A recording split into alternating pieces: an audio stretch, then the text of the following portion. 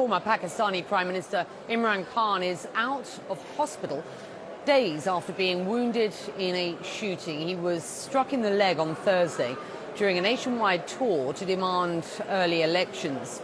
Well, Khan is now calling for an independent inquiry into the apparent assassination attempt, and he again claimed, without providing evidence, that Pakistan's current Prime Minister was one of several officials behind the attack, which also left one person dead and 11 wounded. Well, Khan says he will resume his march towards Islamabad later this week. Well, in a letter addressed to Pakistan's president, Imran Khan wrote, and I quote, "Mr. President, you hold the highest office of state, and I am requesting you to act now to stop the abuse of power and violations of our laws of the Constitution, which ensures the fundamental rights of every citizen." Well, Imran Khan joins me now live from Lahore in Pakistan, and thank you for doing this interview, sir. Let's start by simply asking you how you are. Well, Becky, they took out 3 bullets from my right leg. The left had some shrapnel, which they've left inside. My bone has been damaged, so my leg is in a cast, and maybe it will take me 4 to 6 weeks to resume my normal activity. Well, you've accused Pakistan's current Prime Minister, the Interior Minister, and a senior intelligence official for the attack on your life. These are serious allegations. What's your evidence, sir? Well, Becky, about 2 months ago, this plot was conceived. I went on in public. On 24th of September, I actually announced about this plot. And let me just give you the background. How do I know that what I'm saying and what evidence I have? It started off when I was deposed from government. From then onwards, what was expected was that our party would just fall apart. In fact, what has happened is that those 2 families being again imposed on us, who've been ruling for 30 years, there was a big public backlash. Right. And so rather than my movement or party going down, it has, the party has had such public support. We won 75% of the by-elections since we were out of power. And so all efforts were then to somehow make me run out of the race, to disqualify me. Terrorist, I was accused of terrorism and so on, various charges. I did, with respect, ask you for the evidence behind these allegations, if you will. Becky, and with respect, if people don't know the background, how would they know why this attempt took place? The reason why that they tried everything to somehow get me out of the way. When that didn't happen, this was planned. And 2 months ago, an agency produces this video which accuses me of blasphemy. Then this journalist, Waqar Sethi, who's linked with these agencies, comes up with this another video saying how I had offended the religious sentiments of the people. Then the ruling party information minister, along with the daughter of the former Prime Minister, Maryam Safdar, they then go on television and saying how I have upset the sentiments of the people. It's then that I went on air and said this is a planned thing, because if they assassinated me, the evidence would go on the government. So they made it out that it was a religious fanatic who's going to, who would kill me, and then put Let me put this to you. Put my assassination right.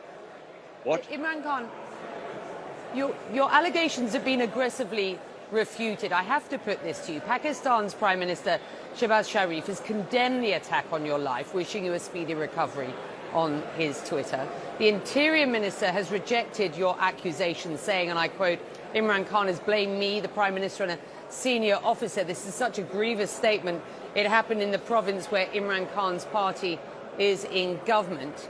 And the military has also issued a statement saying, in part, quote, the baseless and irresponsible allegations by Chairman PTI against the institution, and particularly a senior army officer, are absolutely unacceptable and uncalled for. Pakistan's army prides itself for being an extremely professional and well-disciplined organisation with a robust and highly effective internal accountability system applicable across the board for unlawful acts, if any, committed by uniformed personnel. Pakistan's Ministry of Information released a video, Imran Khan, that CNN cannot verify, of a confession from an unnamed man who it claims carried out the attack. And in that video, the man said he wanted to kill you because you were misleading the people. Is it not conceivable that the perpetrator was acting alone against you and your party's policies? First of all, there were two shooters. Definitely, maybe another one. There was this guy who fired the first volley, and I fell, and other people fell because it hit our legs. We were saved because one of the people in the crowd put his gun down, otherwise we would have been dead.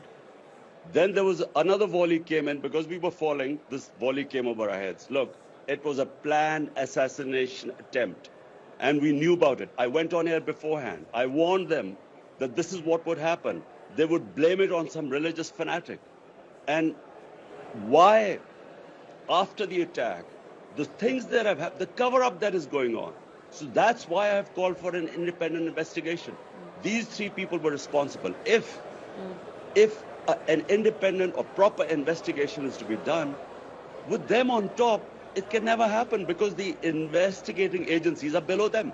That's why also I've appealed to the Chief Justice of Pakistan to have an independent inquiry.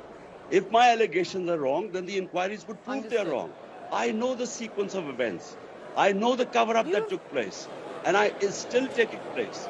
And we know that this was planned not now, 2 months ago.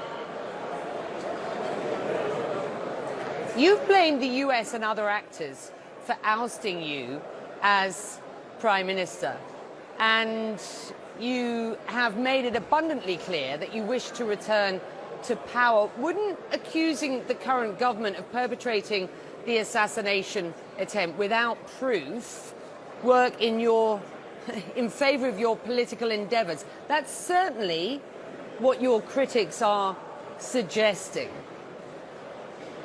Becky, I don't need any reason to accuse this government for me to get back into power.